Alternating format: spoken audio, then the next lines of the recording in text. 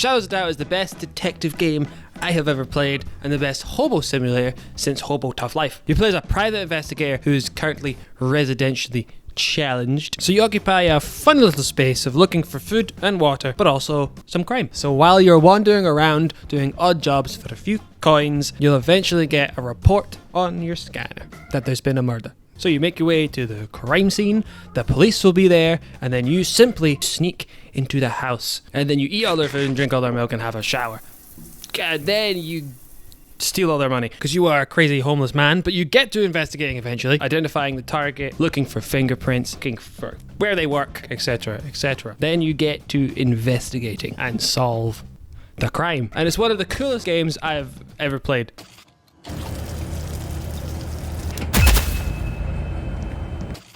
The setting is the cyberpunk, but it's 1979. So you have stuff like cybernetic implants, but not cool gorilla arms. You have implants that pay you for putting stuff in the bin. But remember, it's 1979, so there's phone booths and phone books, like the fucking Dark Ages. So the game generates the whole city with 19-story buildings with 5 flats on each floor that all have someone living in it. They all have full-on lives, partners, jobs, work routines. They all have a unique blood type, a unique fingerprint, and unique handwriting. Then one of these NPCs slays another. That's where we come in. We Detective McMeaty. So I began the game, played the tutorial, learnt the mechanics, detective boards, emails, fingerprints, time of death, breaking and entering. And I solved the case. This is the hitman.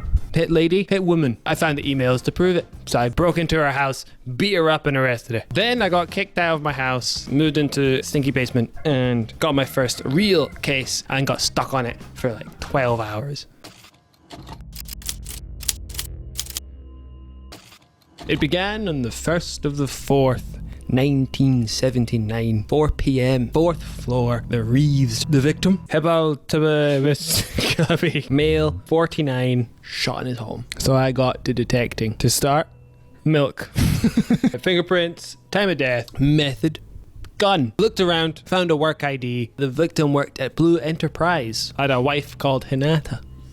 Found notes around the house saying, "You're not being followed, take your pills." And at first I thought, this son of a bitch is crazy. Then I remembered he was dead. So he probably was being followed. And, well, off to a great start. Put a pin in it was written very ominously on the wall. Business card that says he wasn't worthy. Suspicious. Now I've been in the room when my partner listens to the serial killer people die horribly shows. Always check the people the victim knows. So I went to his work. Wait, Blue Enterprise. Easy place to break into. Pick this lockbox, turn off this camera, then pick this lock, break in, then do some ninja and do the same thing as outside. So the victim's computer logged in and he was indeed being followed. But I found a really interesting email. Got a tip for the next game, which was interesting. So after searching here, I wasted about an hour tracking down his wife, which got me fucking nowhere. So then I was stumped for a while. Didn't think I should investigate the email or anything. Just kind of got stuck until there was another murder. And guess who it fucking was? Bastille Francois, the guy who sent the fucking email in the first place. Did the usual. The only clue I found was a footprint. Although it said heel, which made me think heels, not heel. Because I'm hurried. So for the next wee while, I go down the rabbit hole of looking for a woman again, completely ignoring an email that said he was being stalked by a man. Checked the CCTV footage of the victim's floor and investigate any women who were on the floor at the time. So I chased this lady for ages, break into her house and find sweet all. So I walk back to the crime scene to see if I've missed anything. And I have. There was an email on the computer from saying you saw nothing and that they didn't match. But she literally lives downstairs. So go down, knock on her door, and this is what I'm greeted with. They won't tell me anything and they won't let me inside. Very, very suspicious. So I go back upstairs to keep searching and kill time until they go to sleep. Then I hear a commotion. So I rush down the stairs and outside of the door, there are bullet casings. Oh my god, ladies and gentlemen, she's getting murdered as we speak. So I attempt to pick the lock, even though I know I can kick the door down. And then the camera sees me and a fucking Gatling gun fucking comes out of the ceiling, shoots me. I panic, run around a little bit, pass out.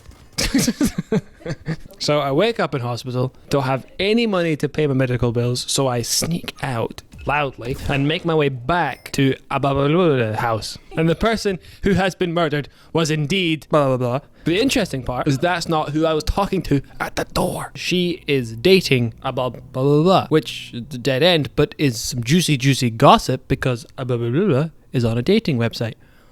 So I did the usual and searched, but this bitch didn't have a computer like it's 1920, so I had to go to her place of work to find her computer. And she was indeed being stalked by a large man. And I chose to completely ignore this information once again. I can't tell you why. When I was watching my footage back for this video and realizing how many clues I ignored through this playthrough about the perpetrator being a large man with facial hair that I just completely ignore and was just searching for women fully convinced me my talents are not in the same realm as deduction. And while I was checking the footage of me checking the CCTV footage, there is a large man with facial hair on the floor that the murders took place. But instead of investigating that clear clue, I instead find an email from a blah blah blah blah to an Edward Singleton about the game. So I head over to his place, check his PC, and he's not being stalked. Dead end? Nope, not according to me for some reason. So I hang out all night to see if he dies. I am a idiot because he doesn't die. So completely lost at what to do now, I decided to check out every single person that works at Blue Enterprise. Something I probably should have done in the beginning. So I check each of their computers and none of them are being stalked. Not one. Which fries my brain a little bit. And while I'm trying to figure out what to do, the serial killer strikes again. And it's a man called Taylor something. Can't remember. Taylor Pett. And he works at Blue Enterprise. But I checked his computer.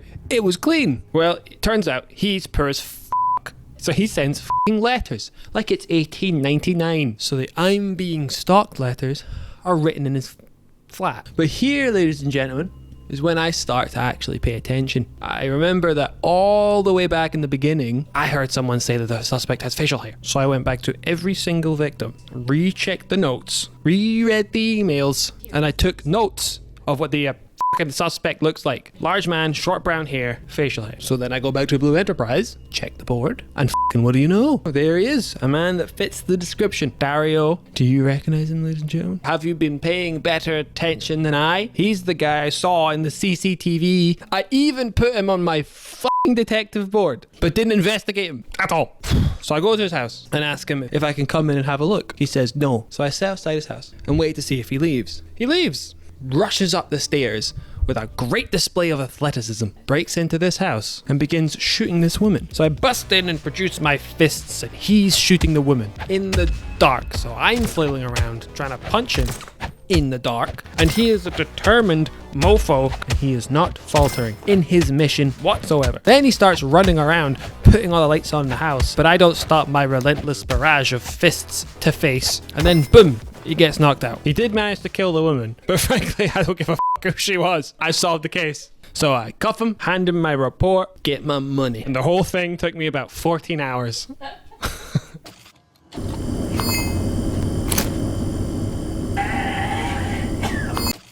So in that story, you get a pretty good view on what the game's like to play. You get a murder case, and then it just kind of leaves you to play. No prompts, no hints, just an immersive sim is what I believe it's called. If my story sounded fun, go buy the game. It's well worth the money. Be forewarned, the game is janky. It's in early access. AI can say some weird shit. If you're in someone's house and they're handcuffed and they still say their whole "who goes there" line while you're rummaging through their drawers. It also procedurally generates everything on top of all the systems that it's juggling, so you're gonna encounter some oddities. In Taylor's house, I found high heels and he lived alone, and I couldn't figure out if this game was just super progressive and my man's is a cross-dresser or it's a glitch. I once found a dead girl who'd been slashed to death, and then I got attacked by a knife-wielding maniac. Not sure if this is a mistake or I was the next victim. Either way, produced my fists and began whacking a bitch, but accidentally punched some lady in the face who pulled out a gun and shot me to death.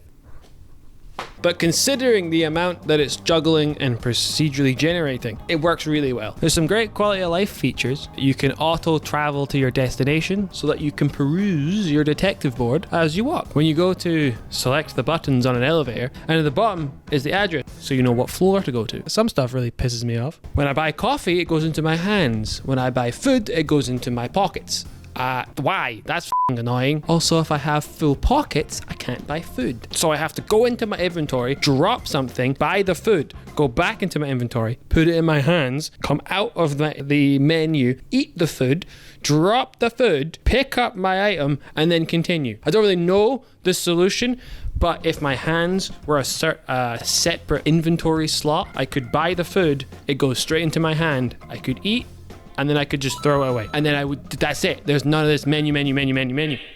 I highly recommend Shadows of Doubt. It's an incredibly unique entry into the gaming landscape, developed by one dude doing his darndest to deliver a great game, and he's delivering. He's updating it with patches pretty frequently, and in the year it's been out, there's been 2 free updates, Cheaters and Liars and the Sharpshooter Assassin. Game's off to an amazing start. It's like 16 quid. Or 508,335 Vietnamese dong, if anybody's interested. Thank you for listening.